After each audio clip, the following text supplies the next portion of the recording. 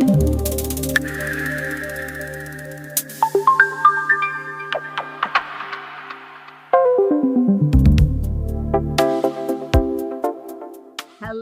welcome to She Became Visible. I'm Rene Steelman, your host. And as I mentioned last week in my podcast, and someone pointed this out to me and I thought it was hilarious. Considering that March is the Women's Awareness Month, I've decided to dedicate it to men. I didn't even put the thing together, but I'm going to be speaking to some fabulous men this month. And as I mentioned last week in my podcast, my guest this week is the epitome of fabulous man. And let me introduce you. I am going to be interviewing Anthony Miller. Now, Anthony is what we call in the Mormon world a lazy learner. And let me show you, give you some examples of what I mean by that. So Anthony Miller has a business called Retirement Solutions. If you can see at the top, that's all of his qualifications. He says he is the founder of Retirement Solutions. He is proud to be a teacher and an advocate for his clients, helping them achieve their financial, business, and estate planning goals since 1991. He is a full-service financial planner, but his primary focus is on retirement planning and wealth management for retirees, pre-retirees, professionals, and business owners. Simply put, he uses innovative processes to reduce complexity and enhance clarity in his clients' financial and business lives. So, that's what in the ex-Mormon world, that's a perfect example of someone who would be labeled a lazy learner. So I am just so impressed. And I met Anthony through one of I don't remember if it was a Sunstone or a Thrive meeting of ex-Mormons, and where he told his story. And one of the things that he did a couple of years ago, and I will put a link to it, is he gave a fabulous TED Talk where he talked about leaving the Mormon church, otherwise now being called the Church of Jesus Christ of Latter-day Saints, which I refuse to do. And it was just absolutely heart-wrenching. But he explained what it was like to leave a fundamental religion that gave him his identity and his values and his purpose for living. And it was fabulous. So I'm going to put a link so that you can see that yourself.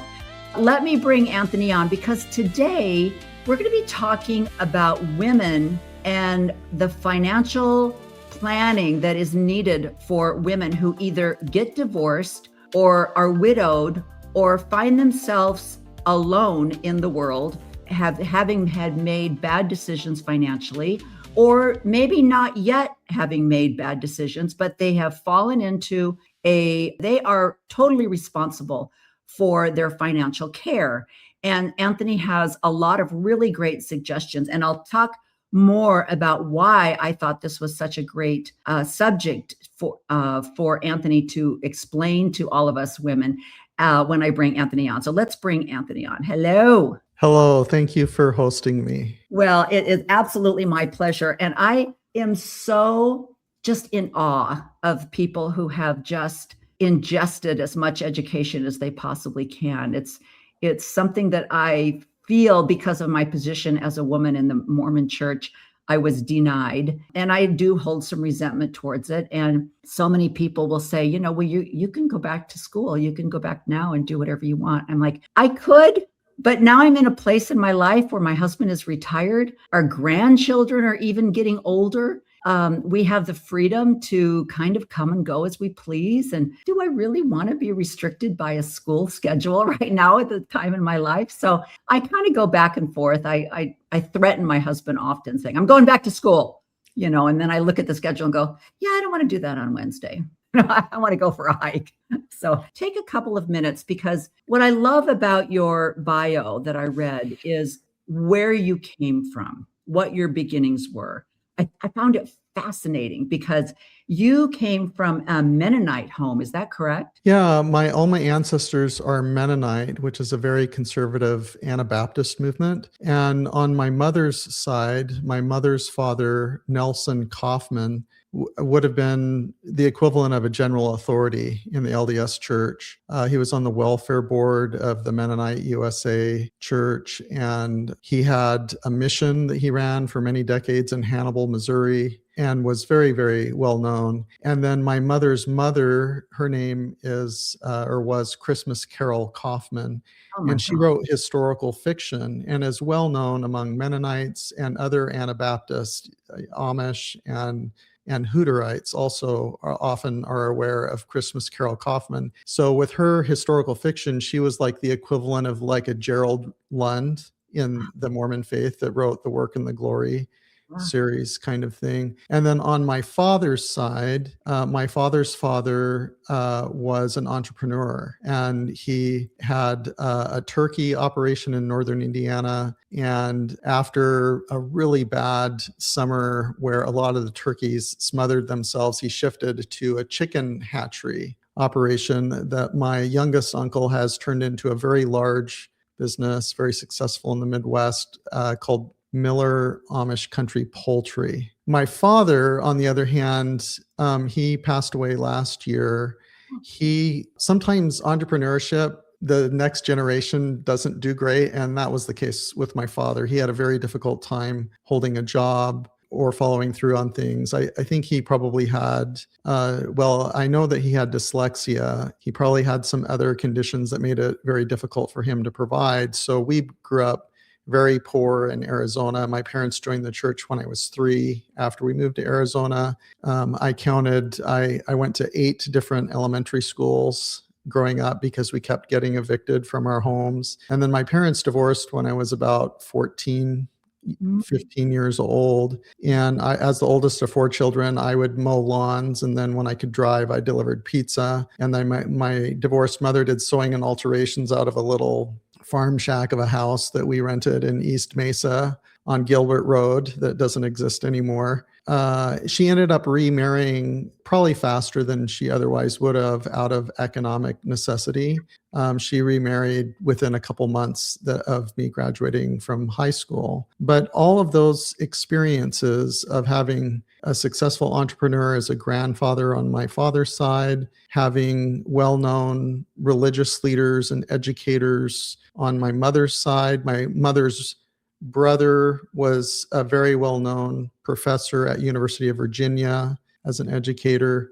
That kind of was part of my DNA, or the stories that I heard from my mother growing up, to give me hope of, what my future might look like, even though our circumstances growing up were extraordinarily difficult. And the church, for some people, they have a very unhelpful experience growing up in the church. For us, growing up in the church was net helpful for me because it gave me models of what stable families could look like. It gave me role models, of a father who could provide with scout leaders and home teachers and things like that.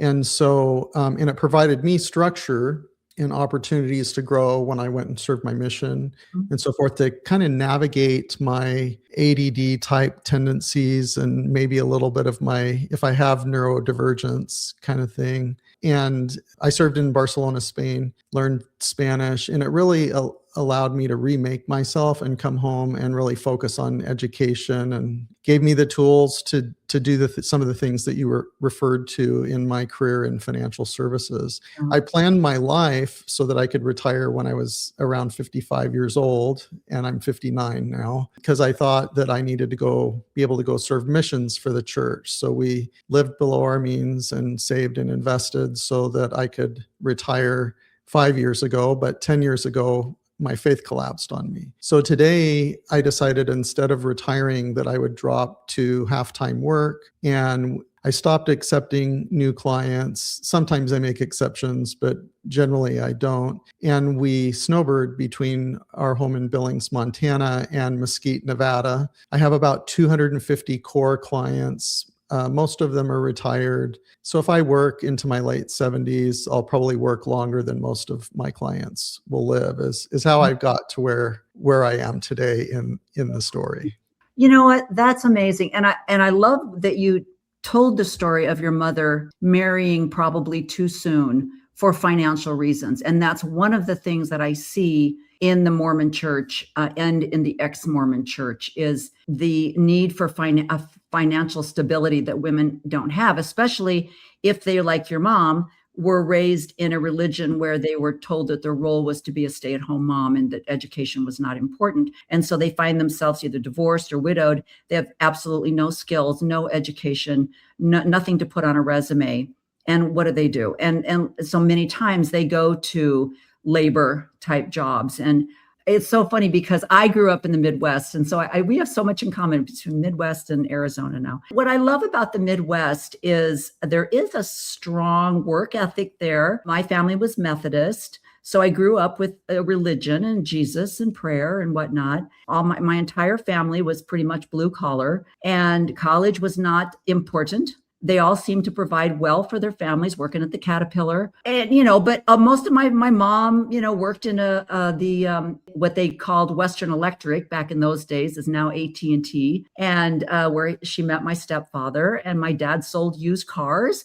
But we lived in a home, and we went on vacations because we lived in the Midwest and you could drive to various places. And but my mom kind of did the same thing. She did, there's a funny line, I've referenced this before, but there's a funny line in the movie series Mad Men. I don't know if you ever watched it. I've watched several episodes.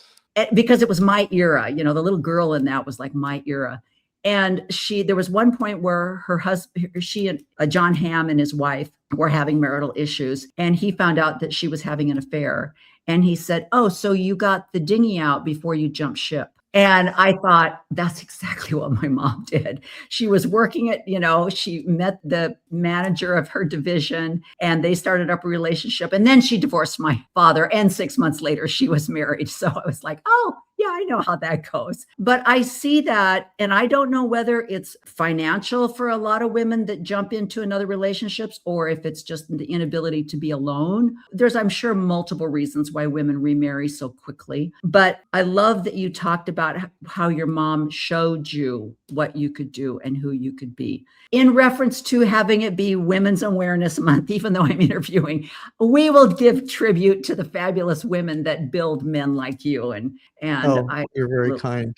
My wife and my mother have played very significant roles in my life, for sure. So I love your story. And as I mentioned, I'm going to reference your TED Talk because you talk a little bit more about that. But people often, they kind of will poo-poo how drastic it is to leave a fundamental religion, that it has absolutely every cell in your body is who you are because of that religion. But you're not the only person that I've heard talk about how their mission put them on the right track for being able to study, knowing how to speak in public places. And there's so many wonderful, beautiful things about missions besides learning a second language, except for my husband went to Indiana on his mission. But there are so many great things about the missions. And I just wish that it could be incorporated into more service and not so much proselyting. And I think it's something that should be instituted throughout the entire nation for young men at the age of 18 or 19, whether it's Peace Corps or, some kind of a volunteer service that teaches young men specifically just so many life skills. Yeah, one thing that I found out about my Mennonite extended family and ancestors is they have colleges. My mother went to a college and studied home economics at I think it's in Kansas, called Heston College. But in Goshen, Indiana, where I was born, which is in Elkhart County, not too far from South Bend, where Notre Dame is, maybe an hour and a half or something from there. In Goshen, Indiana, there's a Mennonite college called Goshen College. And to get a bachelor's degree at Goshen College, there is, I don't know if it's 3 or 4 months or 1 semester or something like that, but there's a service component where they're required to go do something. It's not like a proselyting mission. It's probably, service oriented. But I agree with you that there would be value in that, whether it's a tradition, whether it's part of an educational program, like some people do internships or something like that as part of their studies.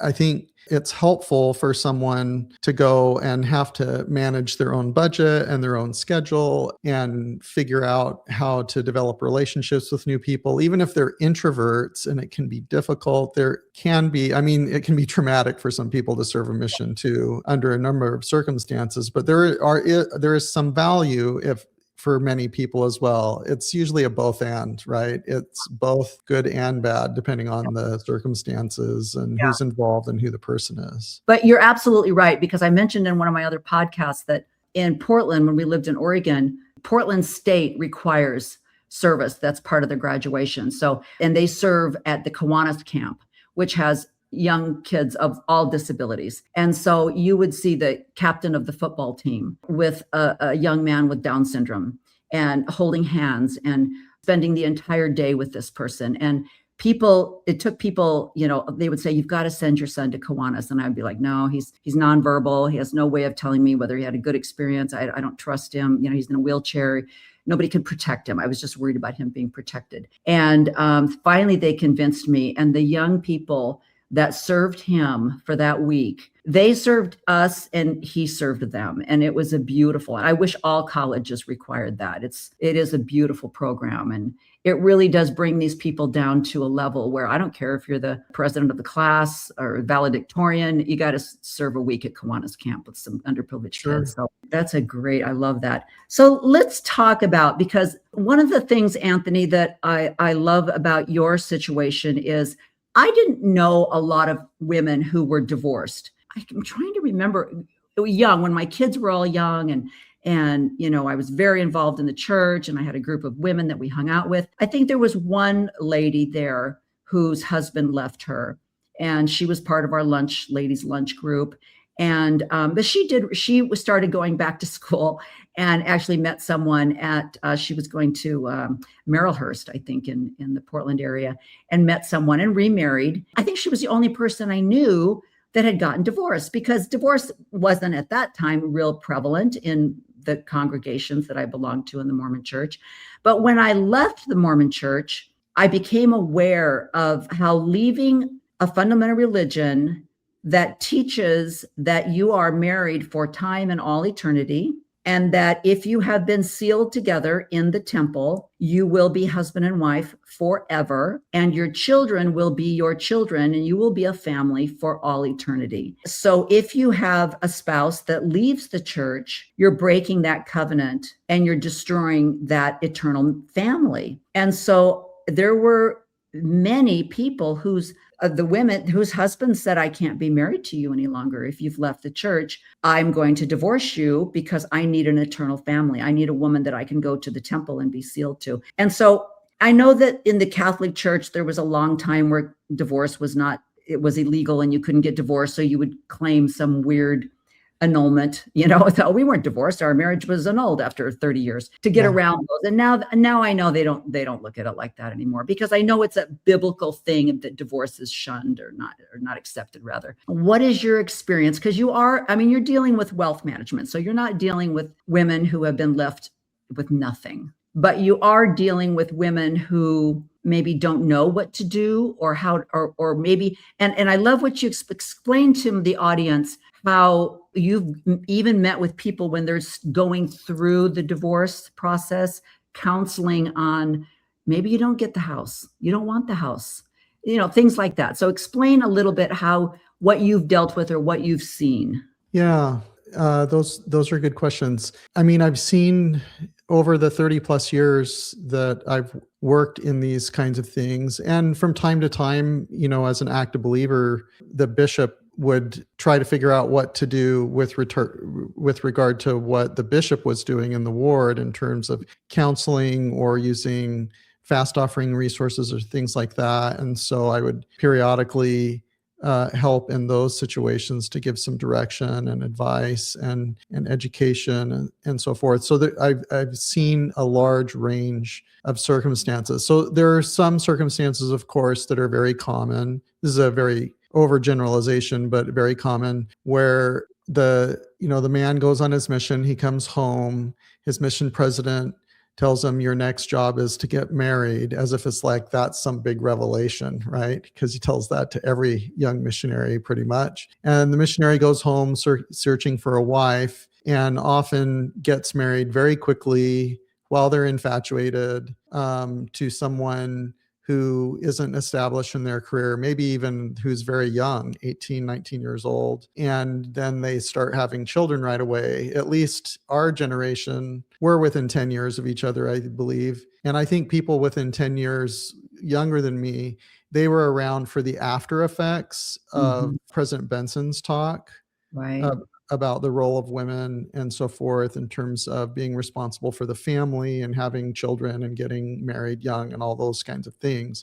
There were many circumstances that I've seen over the years of younger boomers, baby boomers, and of Gen Xers that got married very young, and they had children very quickly.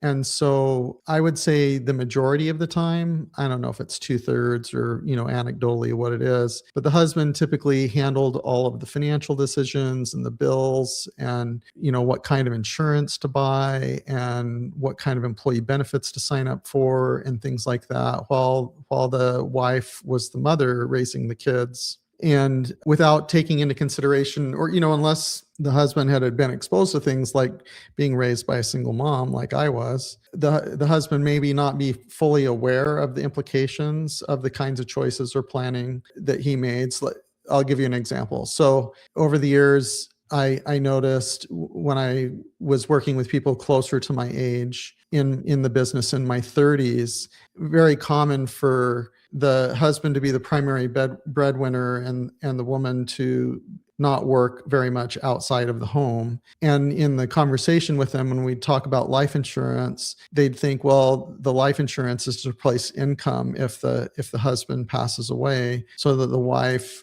doesn't have to get remarried out of economic necessity, and she can be selective in choosing who the new father of the children would be, and that she can choose to be home with the kids so the kids don't lose both parents because the mother now has to work full time, exhausted all the time. And so they would talk about, well, maybe they should get a large life insurance policy on the husband. And of course, I had an experience where my father-in-law had advanced Parkinson's disease, and at different times before he passed away, when our children were young, my wife would go spend a week or more with my mother-in-law in Utah to help deal with my father-in-law's situation. And one time she was gone, and it felt like it was like weeks, but it probably wasn't more than 10 days.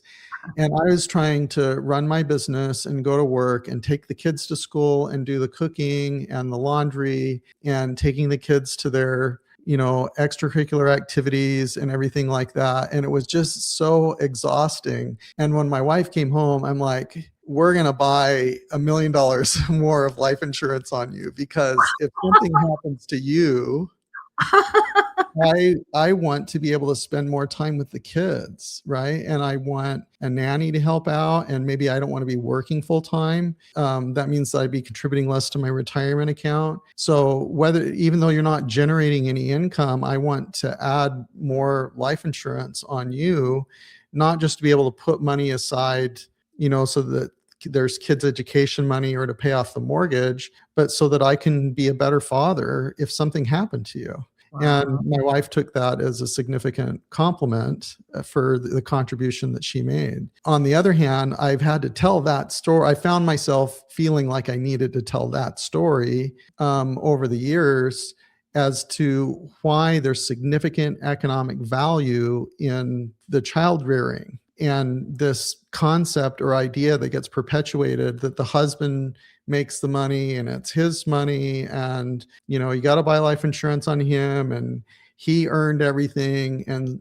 all of that stuff, and not realize that really there is a significant economic value. And we only had 2 kids, right? So with as many as you had, like, holy smokes, for if something happened to you, for your husband to hire someone or a number of people to try to do what you were doing, because there's no way he would have been able to do everything that you did plus everything that he was doing before.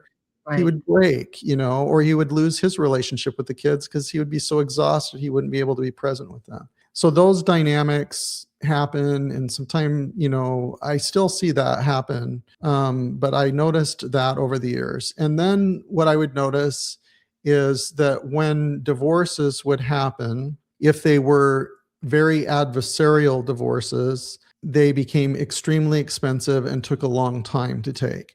So the narrative would be each person would go get the biggest bulldog attorney that they could find, right? And one attorney in today's dollars would charge $300 to $400 an hour to write a letter to the other attorney and send it. And then the other spouse's attorney would charge $300 to $400 an hour to read that letter and then try to win and get the best for each other and go back and forth and not really find really good solutions. And sometimes one spouse wanted to come up with solutions and sometimes they wouldn't.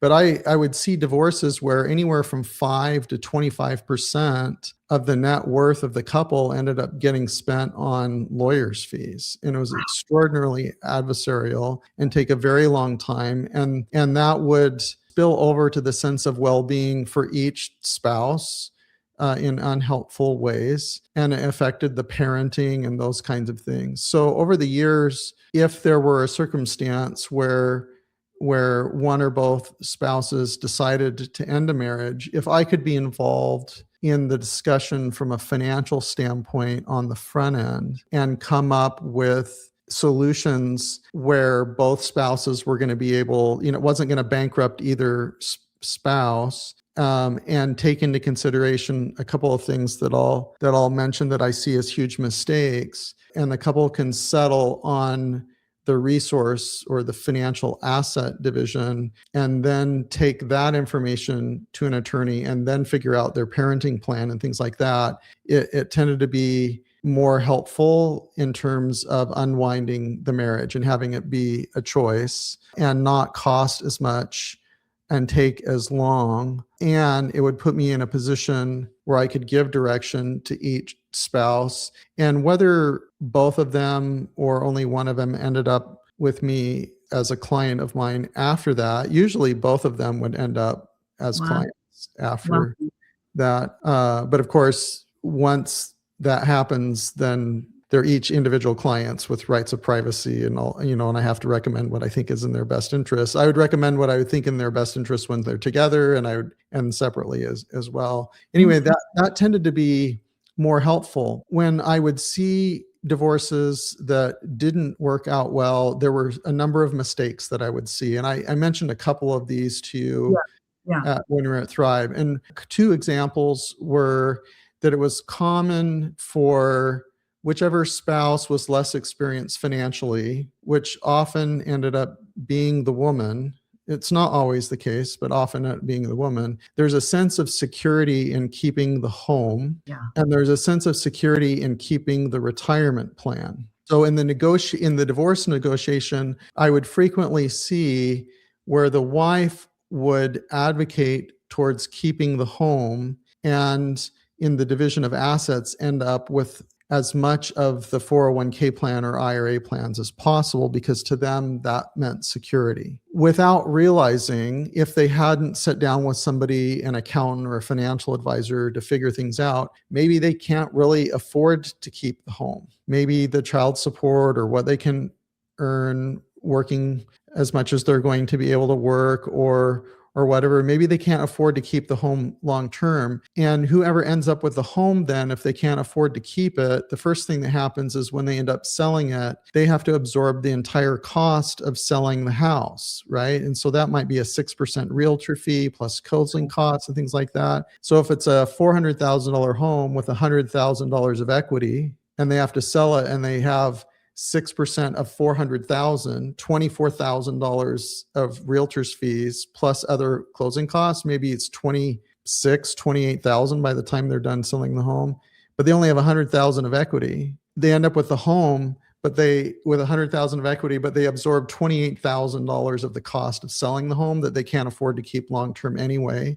And that ended up being very, very unhelpful. And one thing that I've noticed over the years with my experience, while it's not always the case, it's predominantly the case that the ghosts of the prior relationship live in that home, or the experiences.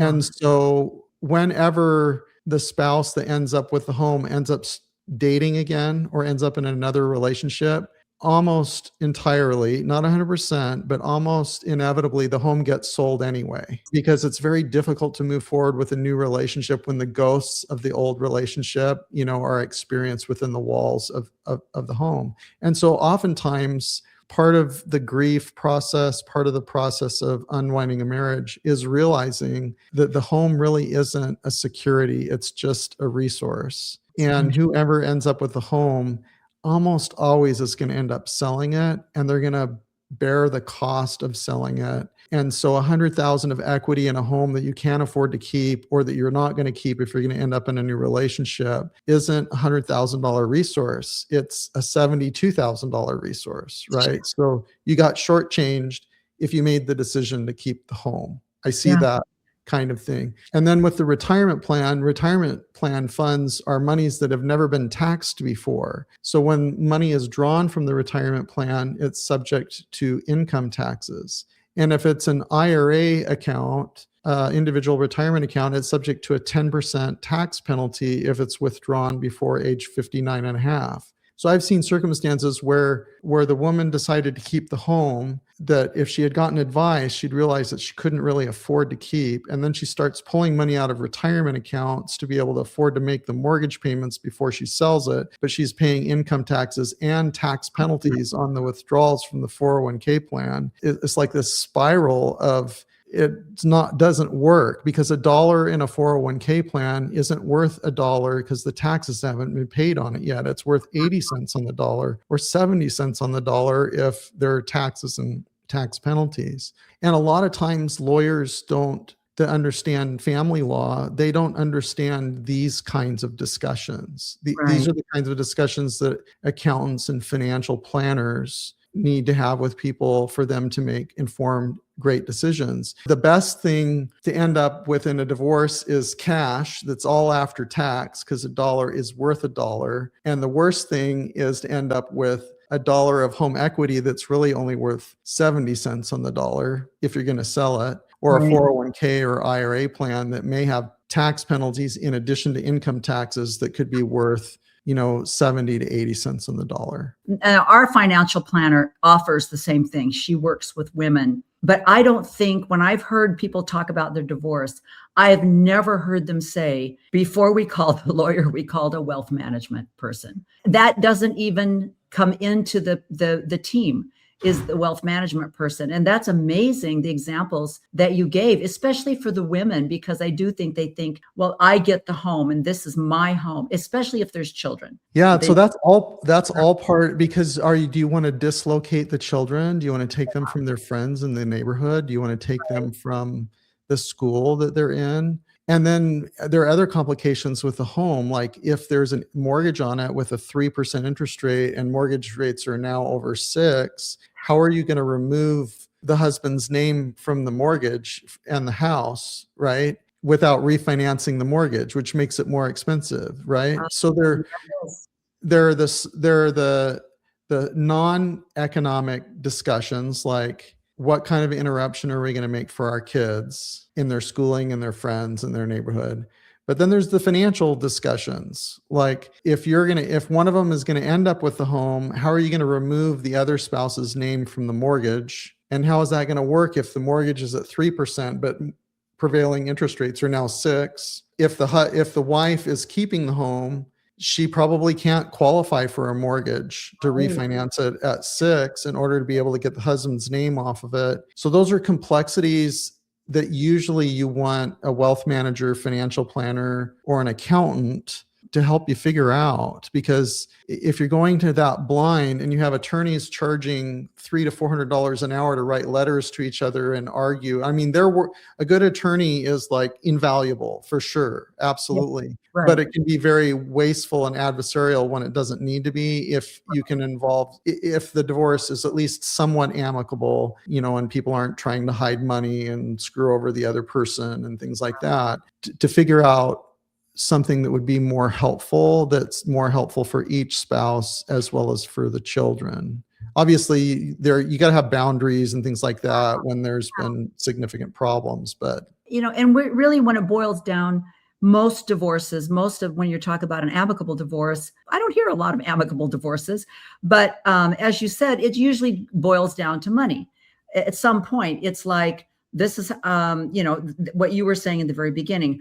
I'm the breadwinner. I'm the one that did everything. If it wasn't for me, you'd be on the street, blah, blah, blah. There's that mentality. And then there's the woman that is like, I don't care. I just want out of this marriage. I take everything. I don't care. And I've heard that too. And then they end up, like you say, they don't have the work experience. He's got 20 years in a job. He's got a resume. He's got experience that he can, and then go on and get another loan or whatever. We've had that in our own family example. There's that situation too. So I think a financial planner, a wealth manager, get a nice mediator, but get a top-notch wealth planner to make and even when you're talking about child support, I think sometimes women, maybe they don't even take all of the things into, a thought process. Well, how much is it going to cost me to take care of these children? Because now, like you say, I have to get a job. I need to hire sitters. I need to hire caregivers of some kind. And that's an added cost, which neither one of us had because I was the stay-at-home mom or whatever, Yeah. So there's so many things. It really boils down to money. And I have one friend that they got divorced. She said they didn't have any equity, really. They didn't have a lot of anything to even split. So it was like they just kind of went to a mediator and was like, bye, see you later. Well, she's 10 years later still sleeping on her daughter's couch, because she doesn't have a job. She doesn't have a way to make and the other thing, like you were saying, I have so many friends that the economy was great 8 years ago, 6 years ago, and they paid a certain amount for their house. Now they're trying to sell it. It's lost equity. It doesn't have the value that it had. So they don't even have the equity that they had before. And then, like you say, interest rates are different and it's a mess. It really boils down to you are more important than the top lawyer. That's all I have to say. I don't know about that, but it's certainly an important, essential component of it. Like if it's a three-legged stool, this is one of the legs of the stool. It's going to fall over if it's not taken care of. But yeah, I mean, in a lot of those circumstances, the hypothetical that you shared of the divorced woman who's sleeping on the couch at her daughter's place, like maybe she doesn't know that there are Pell Grants and there are other kinds of financial aid for her to go back and get some higher education. And maybe it's okay if she gets an associate's degree, or maybe you and I probably know half a dozen women who post faith crisis went out and got master's degree and licensed social workers. They're like, they're therapists, right? Yes. So that happens. There are all sorts of different opportunities or things that can happen. My office manager, who's been with me for a very, very long time, 23 years running my office, after her divorce, went and studied, I don't know if it was a 12-month certificate in office administration and learned Microsoft Office and things like that. And now she's an associate financial advisor to me. She has all her licensing. She has more than 23 years of experience. Oh my God. She's running our office. We have thousands of clients and multiple advisors in our office. And she does all of my bookkeeping, runs all my QuickBooks for my financial services business and the other things that I do as well. Like, she was able to do that as someone who had been married young and had children very young. It was a 12-month program to learn skills in terms of Microsoft Office and, includes Excel and Word and things like that. And today, I think if somebody was doing that, they would learn Quicken and QuickBooks and things like that for bookkeeping and how to do payroll and stuff like that. It doesn't take a 4-year degree to be able to do that and end up working in a dental office or a financial advisor's office or something like that, or real estate office. And that's exactly right, because there's so many, like you say, a 4-year degree oftentimes will not get you, it doesn't have the specific skills that you need that people are looking for nowadays. I used to work part-time when my kids were little at the Gap. Retail jobs are something that moms can do often because we can work at night or whatever. So I used to work at the Gap, and you had to have a bachelor's degree to manage a Gap. And I'm like, I don't know why that was necessary, but okay, Yeah, it's not necessarily something that somebody needs to do. I mean, there are a lot of employers that want to hire someone that can show that they followed through on something, and that's why, or they've demonstrated they've learned how to learn, and maybe that's why they want a bachelor's degree. Yes. But the gal that has been with me for so long, that is my office manager and helps me run my other businesses in addition to my financial services business, she never got a bachelor's degree. Do you have any experience with the tech industry, the chips?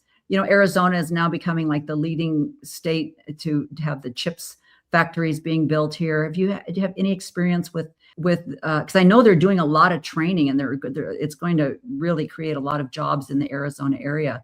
I mean, I had friends when I was going to college who worked for technology companies in Utah County that did tech assembly hardware, I think computer chips as well. So, and they were good jobs back then, and they were making way more money than I would have made with my undergraduate degree in Spanish. Which is why I got an MBA, a Master's of Business Administration. I wanted to get a PhD in Spanish and teach Spanish, but my wife got a Master of Fine Arts in Modern Dance, and she wanted to be a university professor as well. And so we knew that two humanities professors, it wasn't going to cut it. They had to get a real job. Yeah, the truth of the matter is when I was in college, I delivered pizza and drove horses and carriages for tours in downtown Salt Lake City. And many times I made as much money as people who were working full-time in retail, with tips and things like that. So there are many different ways to do it, but it is helpful to have advice, whether it's pro bono or whether it's fee for service, or watching videos of people that are good on social media, YouTube, and so forth, or buying books. There are many different ways to navigate it. But definitely in divorce situations, I just gave a couple examples with the retirement plan in the house, where women really often get the short end of the stick, and it's really unhelpful. But inevitably, every woman needs to know basic financial skills, insurance, bookkeeping, balancing checkbooks, things like that. Because even if they're in a solid marriage and their husband handles all of it now, women tend to live longer than men. And so, my widow clients, it's really helpful if they know what all the things are, even if their husband were taking care of everything before the husband died. Right.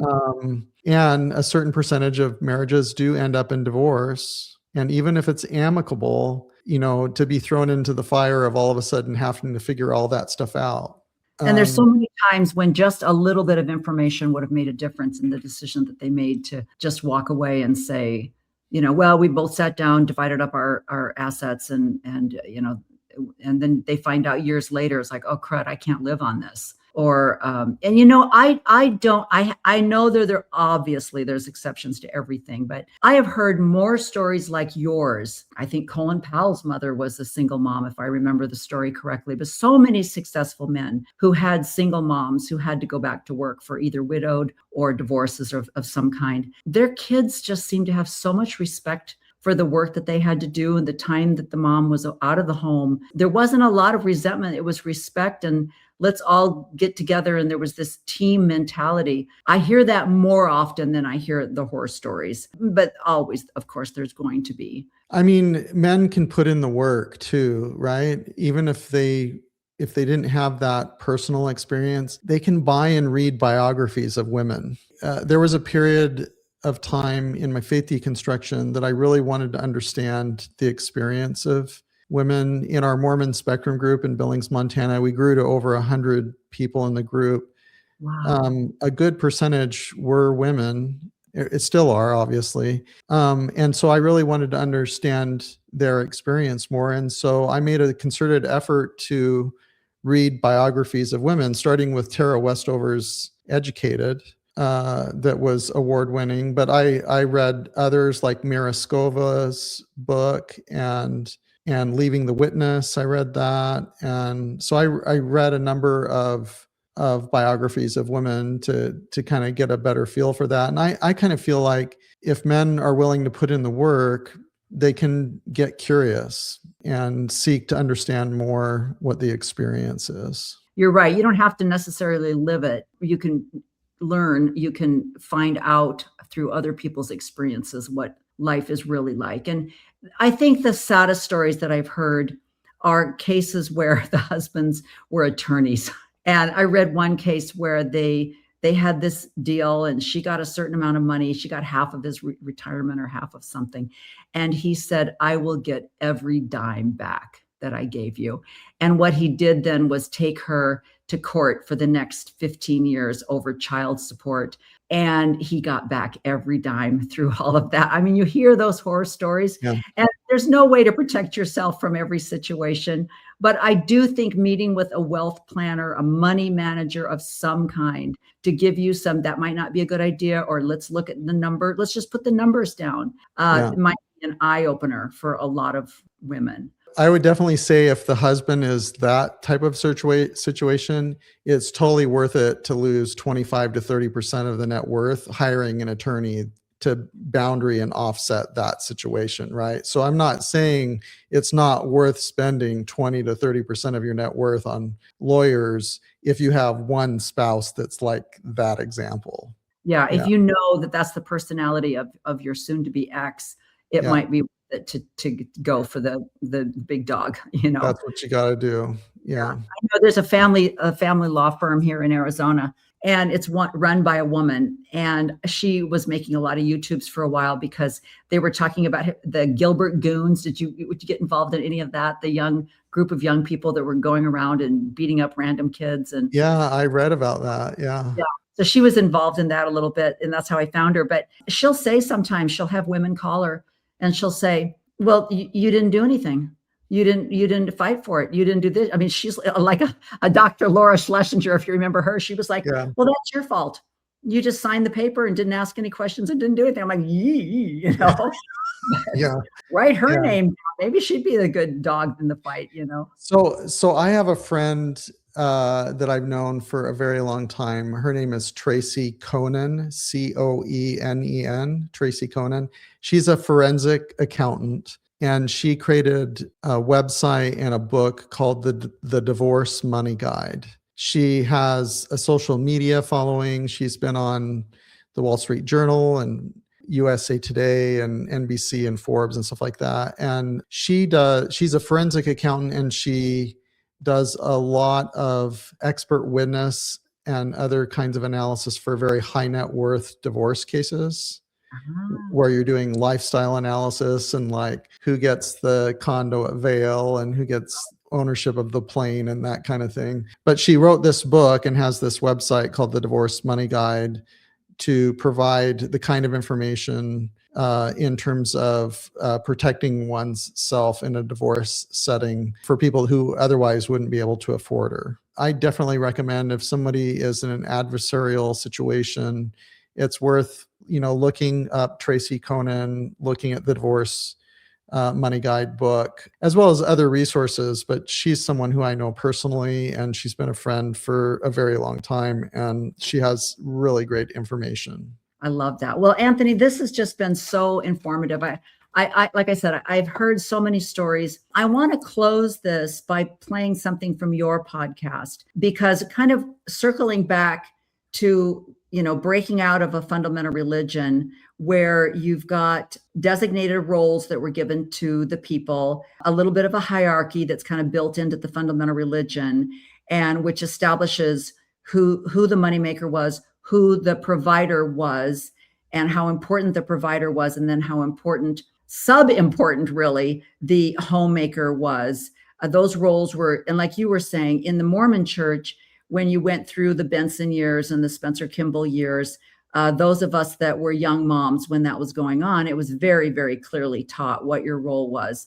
And unfortunately, in today's politics with Project 2025, this is being kind of raised again, where men are being told, you are the king, you are under God, your wife is under you. There's this umbrella theory that's out there. So I want to end this by playing your video where you have 5 tips for people that might be in a mixed faith marriage, where one person is staying in a fundamental religion, the other person has left. And the reason I want to end with this is because the stories of the women that I've seen, who I'm watching them on their YouTubes, I'm watching their lives go down the drain, and they're making bad choices. And a lot of it is from this marriage young. As you said, I married young. I didn't even know who he was. We were just not even in love. We were in lust. Infatuated. Yeah. Yeah, infatuated. And we couldn't have sex before marriage. So it's important that we get married 3 months after we met, or 3 weeks. And so they find themselves like, I am going to live my daggone teenage years that I wasn't able to live, and making so many errors. And the first error is that they walked out of a marriage with nothing after even 10 or 15 years, not a lot, but, thinking that they were just going to go ahead and start their life. And it was like, that's not going to work. So let me just play that, and then we'll come back and close this out. Sounds good.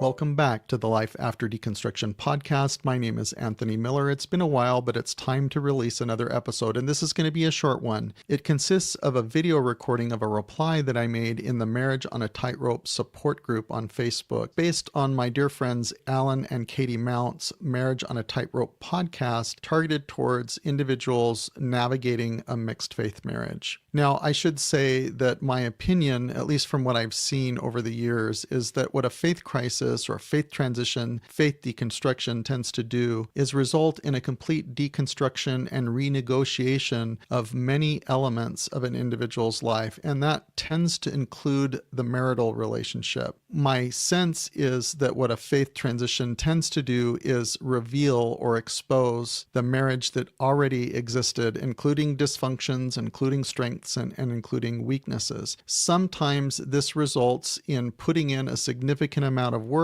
that can strengthen the marriage and actually make it better. Other times it doesn't work out that way, and it exposes dysfunctions where it would be most helpful to end the marital relationship. In this episode, what I share are 5 things that have been very helpful for my wife and I to navigate our mixed faith marriage of almost 7 years, where our relationship has grown stronger. I hope you find it helpful. My existential faith and identity crisis was triggered about 7 years ago. And so my active believing wife and I have been navigating a mixed faith marriage for quite a while now. There are a number of things that have been very significant to our journey and to our relationship, and I'd like to share 5 of those things with you in case perhaps they might be helpful to you. Now, the first thing that was recommended to me as I was early in my faith crisis journey was to double and triple down expressions of unselfish, attentive, undemanded, emotional intimacy in my wife's primary love languages so that she could feel confident in my love for her. Now, this proved to be very helpful because our marital relationship and connection got stronger and it grew due to these efforts. And it was helpful for my wife so that she could experience that as I incrementally stepped away from the church, that I wasn't stepping away from her because she knew how much I loved her. It increased her capacity to distinguish our marital relationship from our temple ceiling. At the same time, it was extremely helpful for me because as I was unpacking and deconstructing church history, biblical scholarship, policies, doctrines, and things from the church that at time made me feel anger and a sense of betrayal, it increased my capacity to distinguish the church from my wife. So instead of expressing and projecting my sense of anger and betrayal towards my wife as if she were a representative of the church, what I did increased our intimacy and connection, and it increased my capacity to distinguish her from the church, and that helped our relationship. Now, the second thing is I recommend that you find and do a spiritual values exercise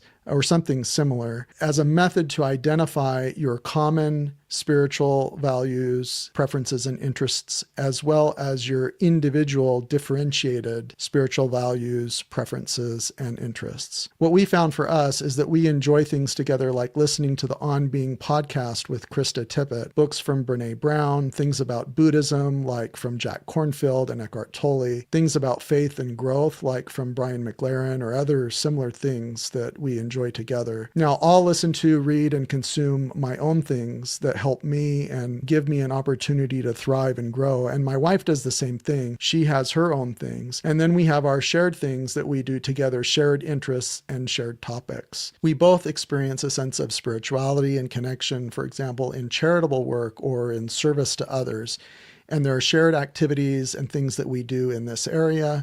And then we each have our own differentiated things. We also experience spirituality in nature. We enjoy hiking, camping, things like that as well. Now, the third thing is I want you to think about black licorice as a metaphor. My wife loves black licorice and I can't stand it. I think it's awful. But neither of us experience any sort of emotional or spiritual turmoil or pain over our differentiated preferences for black licorice. Of course, there are beliefs that we each as human beings hold that we enmesh and entangle with our individual egos and our personal senses of identity, things that go way beyond our preferences regarding black licorice. And it can be very painful to disentangle those things, and it can be very painful to experience differentiation in those kinds of things.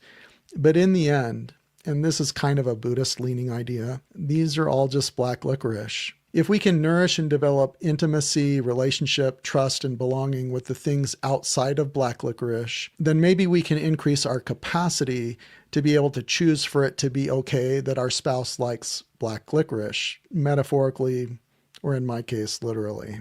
Now, the fourth thing is to talk about your biggest and deepest fears with each other so that you can face them together and not catastrophize them individually. My wife's fears included that if I could somehow change how I felt about the church, which I deeply loved and was deeply enmeshed with my personal sense of identity and being, that I could also change how I felt about her. She also feared that as I developed emotional and spiritual intimacy with others who were on the same journey as I was, including women in support communities with other people navigating a faith crisis, that there would be a risk that she might lose me to another person. Another fear of hers included that as I renegotiated and reconstructed behavioral and moral boundaries, that there could be problems for our marriage, such as infidelity or problematic alcohol use. However, my wife's biggest fear was that I wouldn't have the capacity to hold space for her differentiated beliefs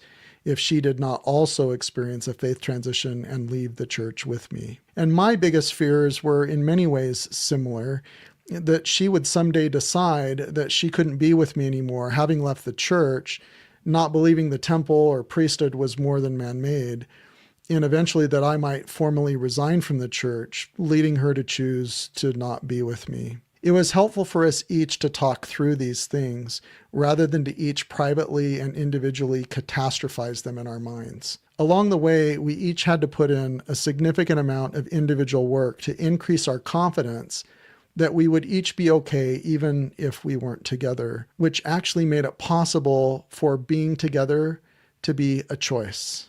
Finally, we've accepted that there are some things that just aren't okay, and which probably will never be okay.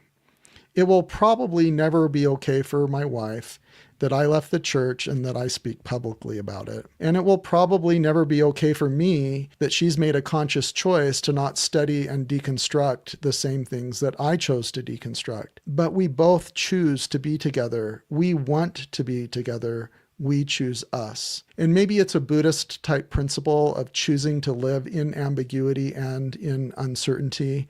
But rather than trying to make okay what isn't okay, we accept the not okay things in each other.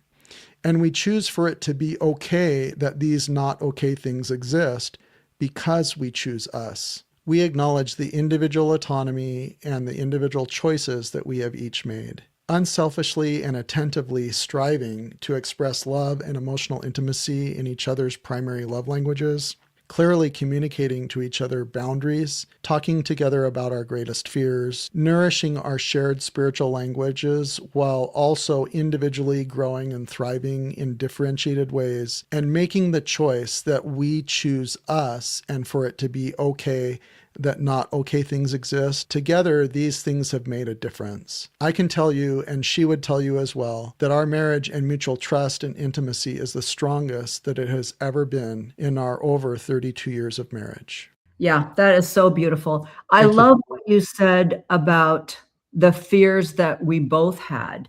My husband and I are also in a mixed faith marriage, and he expressed the same thing that your wife did, is that I was so caught up in the ex-Mormon community, going to the different thrives and the Sunstone events, and that I would find someone that had the same beliefs that I did, and that would destroy our marriage. And I would joke with him, but I would say the same thing. I said, well, did anybody come up and offer to bring you a casserole at church today? Or, is anybody wondering why you're sitting by yourself and they're going to bring over some cookies? Because I could tell her what kind of cookies I like.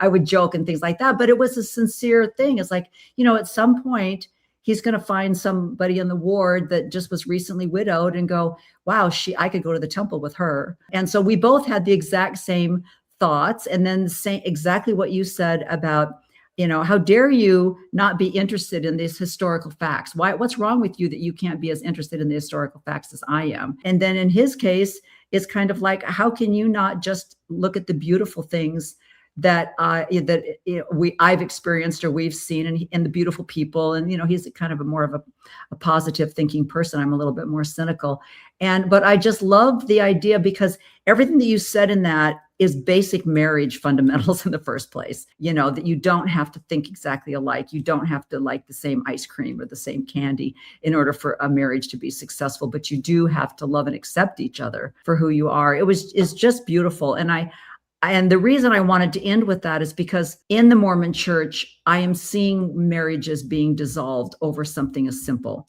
as differences in spiritual beliefs. And I love that you started out by saying often this break exposes breaks in the relationship in the first place. So I think that's good to acknowledge that there probably were a lot of marriages that were being held together simply by a covenant that was made in a building. Yeah, I mean, definitely there are circumstances where hard boundaries need to be set, right? And as I watched that again, what comes to mind is as I've listened to the Breaking Down Patriarchy podcast. Yeah, love her. And where she talks about the opposite of patriarchy is partnership. When I rewatched that video that you just shared of mine, it really a significant part of why our relationship is stronger than it ever was is because it's become more and more a partnership, more and more a choice. If either of us decided to end the marriage, we know how we would unwind things. We would still love each other and want each other to be okay, but it would be a choice. And when a relationship is a choice, that is when it can be a partnership. And that's why it's better. I think before that, at least on my standpoint, there are things maybe that I wouldn't have talked about because I thought, oh, we'll work it out in the next life, or that's something that I don't really like, but it'll be okay because it'll work out in the next life or something like that. Where now with not even, I don't know what happens when we die. I think most likely nothing, but maybe something happens, but I have a limited amount of time left. And so I want it to be good. Right. Yeah. And so I don't want to put off things. I want to improve our relationship. I want to share life and experiences with my wife. And I really want our relationship to be a choice for both of us, not a duty or an obligation or a heavy thing, or for either of us to be fearful of what would happen if either of us chose not to be together. And that made it better.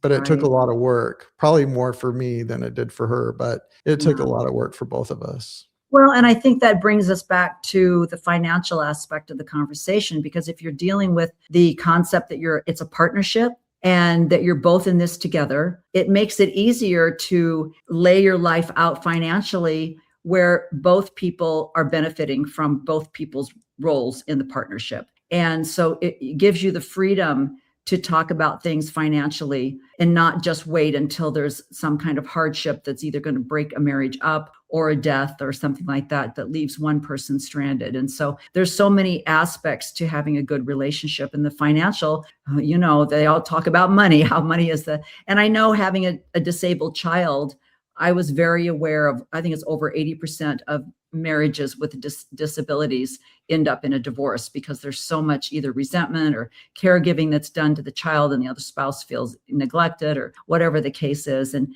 I, one day, because I held a lot of resentment because when our youngest son, my husband was serving in the High Council at the time, he was required to attend a lot of meetings. And I'm like, we have a baby up at Oregon Health Science that might die. Could we skip a meeting or two? I was holding him responsible at 50, not realizing that he was 30 and I was 30 when that baby was born. And the men who were 50 and 60 that were in charge of the stake presidency should have had the wellness and experience enough to say, hey, guy, we know what's going on in your family. You need to go home. But they didn't. They told him he needed to be there. So I was able to change my resentment and understand where he was as well as where I was. And so that is something that it took a long time for me to realize, wait a minute, I was 32 when our youngest son was born. We had 5 other kids at home. He was also 33, and was putting in a 16-hour job and serving in the High Council and trying to do everything that he had been taught was the patriarchal way to get your family blessed. And what he was doing was the way his family would be blessed. And he was being taught by older men who should have known better and taught him better. So it's just the joy of sticking with it and going through hard times with somebody else. It's a gift. It really is a gift. We've been married 51 years. It can be if you both want to be partners, right? Yeah. It needs to be a partnership. Well, and it does. And it requires the thinking that you gave, those 5 suggestions that you gave. It requires that and communication and being able to freely express where you're at. And, money can be the division that breaks up a marriage. It can also be part of the partnership. And that's, I think, the point that I really wanted to bring in this podcast was women, you've got to be a part of the financial decisions and know what's going on in your life. I have, I don't know, maybe a dozen of my clients are situations where the man is really bright and does 90% of the planning and wealth management and wants a second opinion on some. But where I've experienced a lot of respect is where those men realize they're not always going to be here. And so they've chosen to work with me not only for a second opinion, but so that their wife can develop a relationship with someone that they feel confident in, so that they know that their wife will be taken care of when they're gone. That's exactly. And that doesn't always exist, but I have a lot of respect for when I see that. And that's my husband. He is exactly what he said. He said something about, you need to go to meet with our financial planner. And I said, I have her phone number. I'll call her. He said, that actually made me feel better to know that you'll just call Heather. Heather will figure it all out, and we've gone through different roles. When our marriage first started out, I was doing the checkbook. I was paying all the bills. And it was, and you'll laugh at this because I am a little bit older than you. And, when debit cards first came out, I would be like, what happened to this? When did $100 leave our checking account? Because he would go take money out through the debit cards, which we didn't have, in the 70s, we didn't have debit cards, Yeah. So that was a new experience. And he would come home every week, get paid every week. I'd sit down while he was taking a shower and taking off his oily clothes from work and figure it all out. And now it's kind of reversed, where he's taking care of everything. And I'm like, I'll just call Heather. So, but he said that. He said, we have a financial planner that knows where everything is. And if anything happens, you can call her. And I'm like, yes. Well, thank you so much for joining me today. This has been an hour full of knowledge, and I hope that it helps someone. And I appreciate your expertise for sure. And I think we might have to have you on again to discuss more of our faith experiences. That would be lovely. I'd be happy to do that. Thanks, Rene. Well, thanks for joining me today. Oh my gosh. I hope that information was helpful for you. And if you are in the process of going through maybe you haven't even started procedures yet, but maybe you and your husband are thinking this isn't going to work. We're going to have to get a divorce. I think it's so important. I don't even think I can think of an experience that someone has shared with me when they went through a divorce where a financial planner or a wealth manager was brought into the team. And so I hope that Anthony has given you the information to include that in, as he said, the three-legged stool. So thanks for joining me today on She Became Visible. Next week, I'm going to be interviewing Dr. Gregory Prince and the biography of David O. McKay.